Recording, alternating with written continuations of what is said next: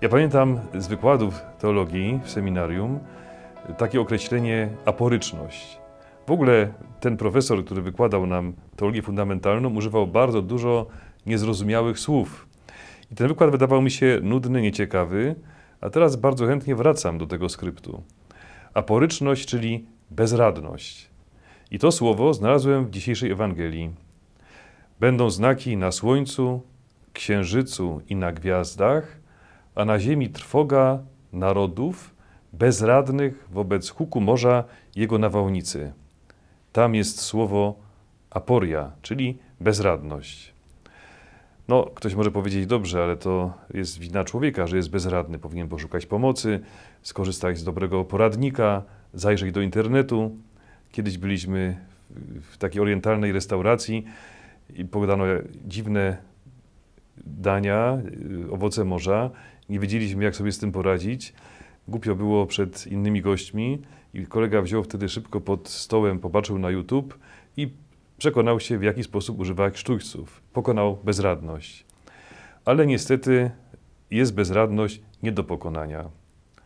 Bezradność, w której nam nie pomoże żaden inny człowiek, ani żaden poradnik, ani najlepszy film na YouTubie.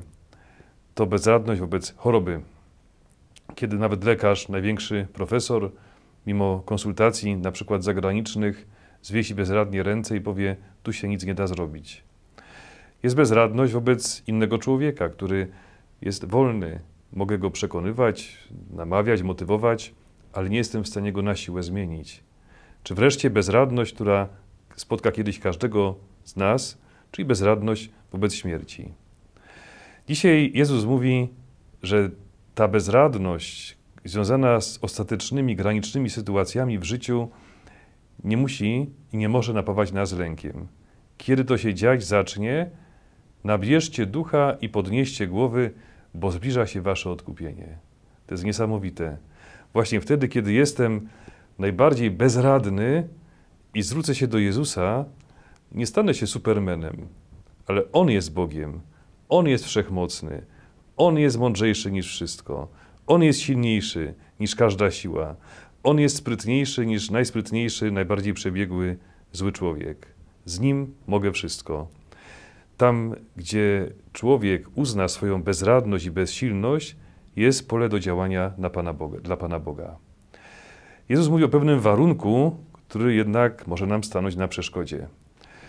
Mówi, uważajcie jednak i podaje 3 sytuacje, które mogą nam przeszkodzić w tym skorzystaniu z pomocy nieskończonego Boga, Jezusa Chrystusa. Mówi, uważajcie, żeby wasze serca nie były ociężałe wskutek obżarstwa, pijaństwa i trosk doczesnych.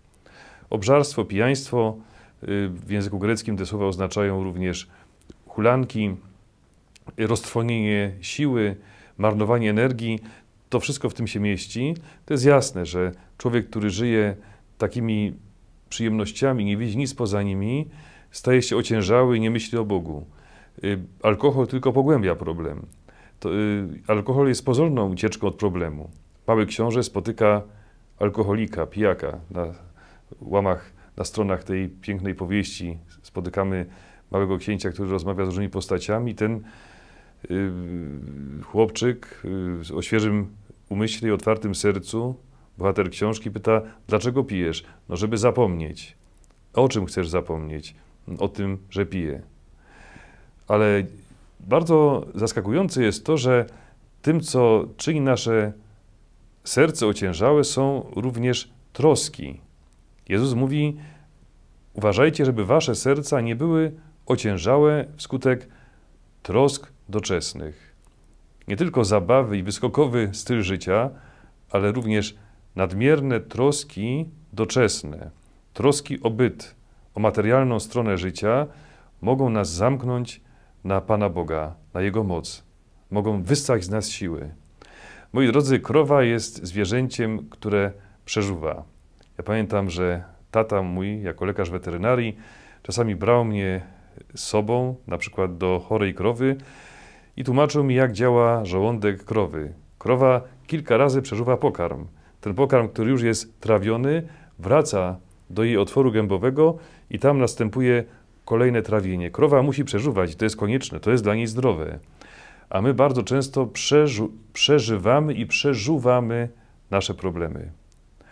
Ale to już jest niestety niezdrowe i dla nas bardzo niebezpieczne. Przeżuwanie problemów. W psychologii nazywamy to ruminacją. Kiedy ktoś swoje troski doczesne, swoje lęki ciągle przeżuwa. One ciągle wracają. I rzecz, która może się w ogóle nie wydarzyć, albo się wydarzy raz i przejdzie do przeszłości, jest przeżywana i przeżuwana 10, 20, 30, 100 razy. Tak gdyby człowiek wracał w filmie do tej najbardziej tragicznej sceny i 100 razy w sposób bardzo intensywny ją przeżywał.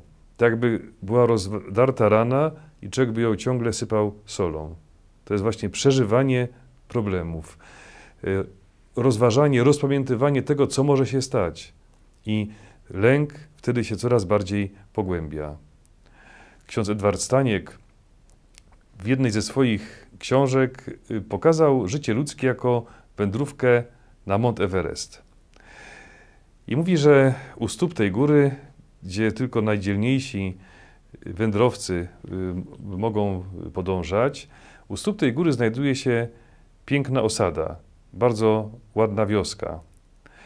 W tej wiosce są liczne kawiarenki, stragany z pamiątkami i wręcz zapraszają, zachęcają, żeby się w nich zatrzymać.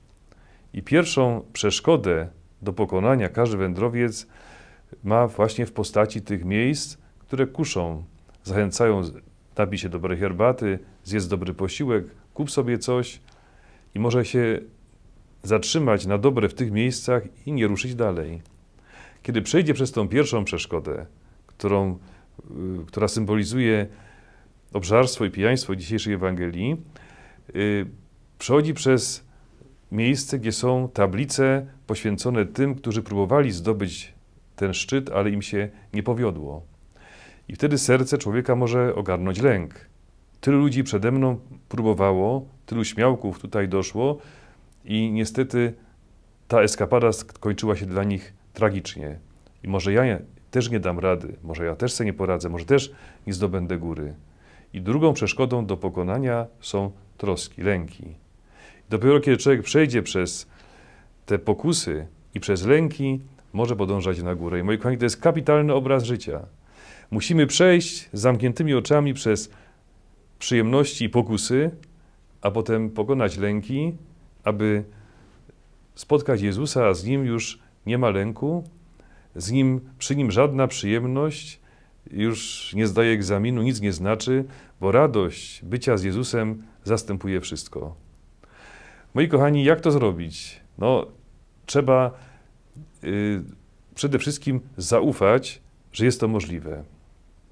Jest takie zdarzenie z życia jednego z najwybitniejszych wodzów i strategów wszechczasów, Tamerlana. Tamerlan był jednym z następców Dżingis Hana. Jest to wybitny wódz mongolski z XIV wieku i pewnego razu, walcząc w Azji Południowo-Zachodniej, poniósł straszną klęskę. Jego wojsko zostało rozgromione, on sam się musiał ukrywać, ukrywał się w jakiejś starej stajni, starej szopie, leżał cały rozdygotany, wściekły, wystraszony, bezradny, bezsilny, bez chęci do dalszego życia. I gdy tak leżał, od niechcenia spoglądał na pionową ściankę, a na tą ściankę nagle zauważył, usiłowała wspinać się mrówka, która wtaczała do góry ziarnko kukurydzy, które było kilka razy albo kilkanaście razy większe niż ona. I tak sobie liczył, leżąc tam w tej rozpaczy, bezradności, jeden raz, drugi, trzecia próba, naliczył 69 prób tej mrówki i za każdym razem ziarenko na którejś tam wysokości tej ścianki spadało na ziemię. Kiedy tak patrzył, nagle widzi, za 70 razem mrówka wprowadziła ziarenko na szczyt ścianki. Wyskoczył z krzykiem, stanął na równe nogi i mówi: ja też zwyciężę. Przeorganizował swoją armię i odniósł zwycięstwo. Moi kochani, kiedy to się dziać zacznie, nabierzcie ducha i podnieście głowy. Zbliża się wasze odkupienie. Z tym przesłaniem rozpocznijmy Adwent. Spuśćcie nam na ziemskie niwy, Zbawcę z niebios obłoki. Będziemy śpiewać w Adwencie te pieśni i inne, jak dobrze śpiewać, jaka jest rola muzyki w liturgii, a także nad tym, kogo spotkamy w liturgii, oprócz tych, których widzimy w Kościele, rozmawiają ksiądz Piotr i ksiądz Mateusz. Podsłuchajmy, o czym mówią w tym tygodniu.